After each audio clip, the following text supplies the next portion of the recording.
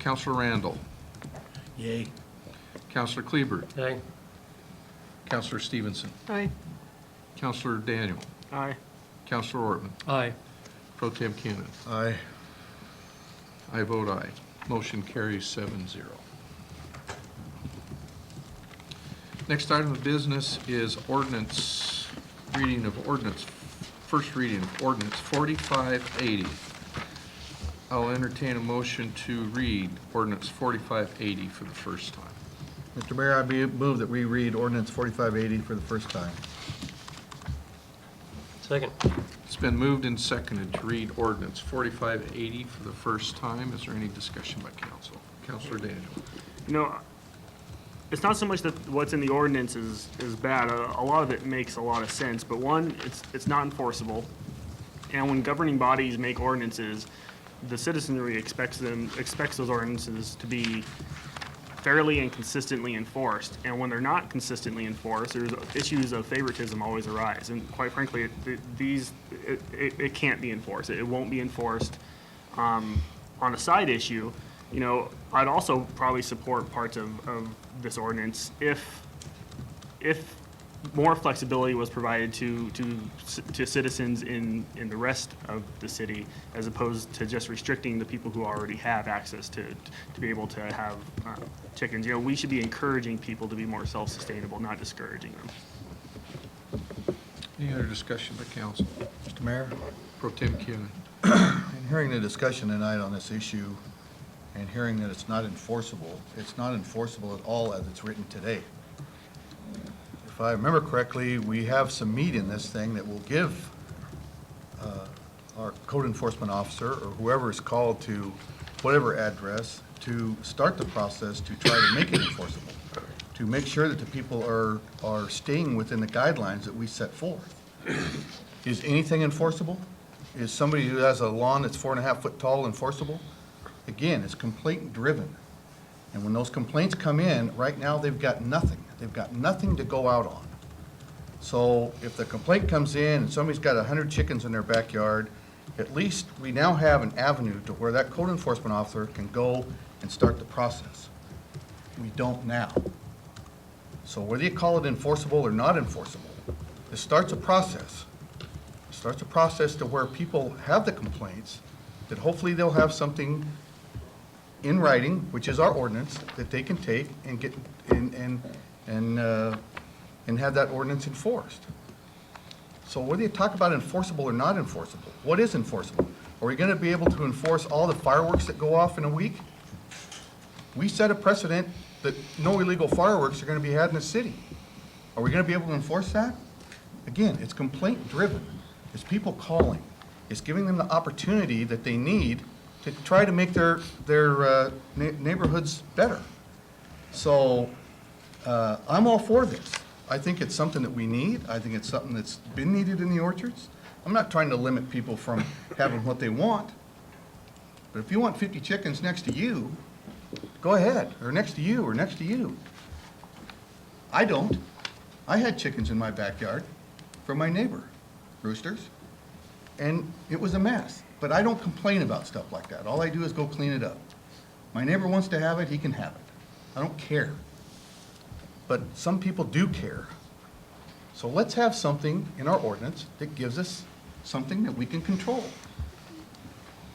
So the Counselor motion to read, Daniel. is the motion to read at this point? Okay. Is the motion to read? Yeah, No, No, this is, Okay. Yeah, I think it's to read. I think it's true. Right. Yes. okay. yes, motion Yeah. to But read. it's not the language in an ordinance that makes it enforceable. It's the payroll that you have to enforce the language. You know, We don't understand that. You know, it's. I don't believe that going into this that we might not have the payroll to actually enforce these things, which brings things back up to the whole consistency of it. If you can't be consistently enforcing it, claims of favoritism always arise. Now, in the case of fireworks, the police department is going to be actively, consistently enforcing it whenever they come across it. And they have plans to do that. Will some people get past it? Absolutely, but when they see it, they're going to enforce it. And I don't know if the code enforcement officer is going to be able to do that with everything else already on his plate. I see what you're saying. And thank you, I appreciate that. And I see what you're saying, Counselor Daniel, but On the same token, maybe nobody complains. Therefore, the code enforcement officer doesn't have to do a thing, does he? But if he gets one or two complaints, he has the mechanism to go do that. That's the only thing I'm saying. I think one of the, Counselor Kleber. Thank you, Mr. Mayor. I agree with both of you. And Clinton, your point is correct. I've talked to Steve a couple times, been in his office, and stack of weed complaints that high. And it's going to be a bit of a burden. But again, when Joel was up here and we really didn't have much of a definition, really a poultry, hasn't really been addressed. You can go into my backyard, take a look at my neighbor's place. That's a paragon of virtue back there. He's got goats and chickens, and it's nice. That's what everybody should strive for. He's never had a complaint. I don't see that he's ever going to get a complaint. You go about a block away from our place, it's pretty nasty. So having the ability to, enforce where there is no ability to do it right now, I understand. Whether he's going to get around to being able to do them all or not is besides the point. The point is that he doesn't have the ability to do anything now. So I do support this, and I noticed that the Planning and Zoning Commission also supported it 6-0. It was unanimous, so I'm not going to second guess him on this one. Counselor Daniel. And like I said, there's a lot in this ordinance that make a lot of sense. I understand the limits, I understand the rooster issue, but it goes back to, I'd be more willing to support an ordinance like this. For one, if we knew we had payroll for it, which goes back to my whole speech that I gave a second ago, but also if we looked at providing more flexibility to all city residents in regards to chicken. I really think, as big cities all across the nation are endorsing the idea of urban farming. They're happy that the fact that their citizenry is starting to be more self-sustainable. Grocery prices aren't going down, gas prices aren't going down. We should be encouraging people to be more self-sustainable, not confusing it for them. But. Counselor Kleber. And I do agree with you, and I said I had a little bit of a revelation on that. And that's going to be a battle for a different time, but I think it's going to be coming sooner rather than later. What? Chickens in every yard. Can I keep mine in your backyard? Yeah, we'll get No. them over in your place. Perfect funding mechanism. Everybody buys a dog tag for their chicken, $5 a pop. Oh, How about There's your streets in no money. time? that's next, licensing. Thank you. License the chickens. I'll leave it at that. And call the question. Question's been called for. No, Second. we're reading. Reading, for reading. Of the reading. Oh, So, those in favor of reading ordinance 4580, say aye. Aye. Those opposed? Hold on. I misspoke. Can I'd like to go on record as opposed to reading it. And since you didn't announce the result, it's a nay. Okay. So, if I got the vote right, it's 6 to aye, 1 nay. It's Counselor Daniel voting nay. Okay. Approving the first reading of ordinance 4580 by title only. An ordinance of the City of Lewiston amending Lewiston City Code, sections 37-195 through 37-199, providing standards for the keeping of animals, providing definitions, providing pasture maintenance standards, providing for conditional use permit standards, enacting a new heading for Chapter 15, enacting a new section 37200, and providing an effective date. Okay, thank you. This reading will be back to us 2 more times before it's a done deal. So if you have any other questions or other information, please share it with the other council members. With that, we'll go to unfinished and new business. Is there any city councilor comments this evening? Councilor Stevenson. thank you, Mr. Mayor. I wanted to comment this afternoon, and then we got busy, and I didn't do it. But kudos to Judy Smith for the work that she did helping get the library presentation produced for the Association of Idaho Cities Resilient. What was the, Dennis, Councilor Ortman, what was the? Resilient cities. Resilient Cities. Anyway, she did a great job, and it was a nice certificate and award that she received for doing that. Thanks, Counselor Stevenson. I did that, and she helped me. Yeah, yeah. Oh, okay. Well, Any other counselor Dennis comments? and Judy. Counselor Daniel? You know, if there is actually anybody watching still, I know it's kind of late, but just remember, the fireworks ban, I'm actually being allowed to go on a ride along with the police department, so if I do see you out there, please, please, I don't want to see anybody hurt or anything. But also, at the same time, just keep in mind the reason, you know, just keep in mind the reason that you're celebrating, you know, it's because of what people did a couple hundred years ago that allows this body to even exist. So that's just kind of the history buff in me, so. You get to carry a taser? No, unfortunately. Darn it. I asked. Counselor Orton? I'm glad Counselor Stevenson brought up the resilient cities. I am very grateful to both Judy and to Heather Stout, who worked on preparing the various things we needed to get done to get that submitted. I think we had a good showing. We are a resilient city, and this is a time in which resilience is incredibly important. I think that we will come from some negative balances in our budget. I think that cool heads will provide a good positive vote in the future about our budgets so that we can remain whole. I think it will happen. I was pleased. I was really thrilled to read all of the other resilient city projects that were going on throughout the state. In the 212 cities that we have, incorporated cities that we have in Idaho, there's a lot of activity going on, even in a negative economic environment, and that was the purpose of talking about the resilience of the cities. I was particularly pleased with that. And I'm glad that you mentioned the fireworks. I do believe that the Tribune has done a great job of showcasing the fact that we need to be responsible in the articles in the paper about Grace Lutheran and the fireworks from last year. I think the posters have not been pushy, but have been sensible and wise, just asking all of us to keep it legal and to keep it restrained as we celebrate the 4th of July. I'm grateful for that. Thank you. Any other counselor comments? Oh, and the mayor has a gavel this evening to close the meeting with, actually a gift from AIC to the board members. I will continue to serve on the AIC board.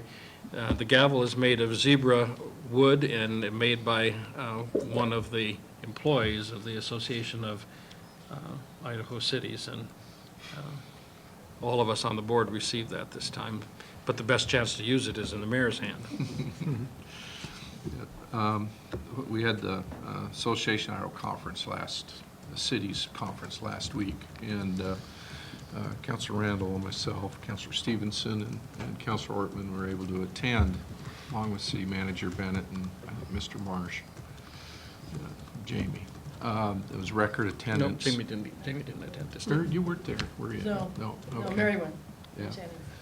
Anyway, it was record attendance, but the thing that it was important is that we're not alone in this. All the other cities are struggling with falling revenues and increasing costs and increasing demand on services, and what do? And it doesn't matter if you're a city of 200,000 or 200, it's the same. And so we've come up with some pretty good ideas. I'd also like to thank Councilor Ortman and Judy Smith for putting that Resilient City presentation together. We got 2 real nice plaques for awards, and I thought it was real nice on our library. And I got a lot of positive comments and feedback from folks that they thought it was a great project of what we were doing and the vision that we had as a community. As Councilor Ortman has said, as being a board member, they gave him a gavel and sounding board to thank him for his service on the Association of Cities Board. I was pleased to be able to renominate Councilor Ortman again for the district to represent District 2 on the board, and because he's done a fantastic job. And I've been in that seat before, and I know the amount of work that it takes, and I thank you for what you've done there, Counselor. Probably the big thing that struck me on this was stormwater. We had two large afternoon sessions, and actually a mock session in the Capitol in both the Senate and the House to talk about stormwater. And what they're looking at is paying for stormwater through the assessment statutes, that they have drainage and irrigation assessments, and they're looking at a way to fund stormwater containment. We even had the folks from Region 10 EPA there. The rules are the rules. It's what the federal government requires, and it's just how do we comply? And so there's definitely some challenges. So with that, again, it's the cities, you can't stand alone. You got to stand together as a group, and I was very glad to be able to attend. It was a good eye-opening for a conference. Just as a follow-up, there were two other items. One of them I will suggest for future discussion at our work sessions to talk about the, maybe several items that came up there, but one of them in particular, the local option tax initiative that will be going out this next year. I think we need to talk about it as a city and what implications it might have for us, since it's not just focused in on the area of, well, on one particular area. That I found extremely interesting. I have also been challenged back by the mayor of Boise to have a debate in their sesquicentennial over the seal. I have accepted. We will make that an event in Boise. Is that next David year? Beater and his family are longtime personal friends of our family. So we kind of look forward to debating the return of the seal. The construction people down at Albright's are informed that if they find it on Fifth Street, that they're supposed to give it to Dennis. Right. Okay. Any other citizen, or councilor comments? Yeah, I wish that you'll talk about the Fifth Street in your comments, right? I will. Okay, good. Good segue. Here, wait, he's got something else here. Councilor Randall. I was very impressed with the AIC conference down there in Boise. A lot of people showed up. But, the sad thing that we had a District 2 caucus, and I noticed that it was just the big cities in District 2. There wasn't any representation from the smaller communities. And I understand that their budgets are tight and stuff like that. And I wrote to Ken, the head of the executive director of AIC, I suggested that maybe the big cities should think about creating a scholarship program where they might increase their annual fee by a little bit, and some of that money go to a scholarship program, and that they could pull a city name out of the hat and give them a scholarship for 1 year. to send We have somebody. had some better representation in other years, or more spread out than this year, but. But it was a very good program. Like the last one I went to, it was frustrating that they didn't have a little extra time because they were so rushed to give this information to you that you didn't get a real chance to do a lot of Q&A and that kind of stuff. But it was a very good program. Councilor Stevenson. Thank you, Mr. Mayor, and as long as they've commented on the Association of Idaho Cities Convention, I thought this year the most valuable thing for me was the chance and the opportunity to spend more in-depth time talking with the mayors and the city councilors and other officials who were there from the various towns, and how they in particular were working to solve some of the same issues. I hadn't had that much time before to spend with those other officials, and to me that was really useful. It was good.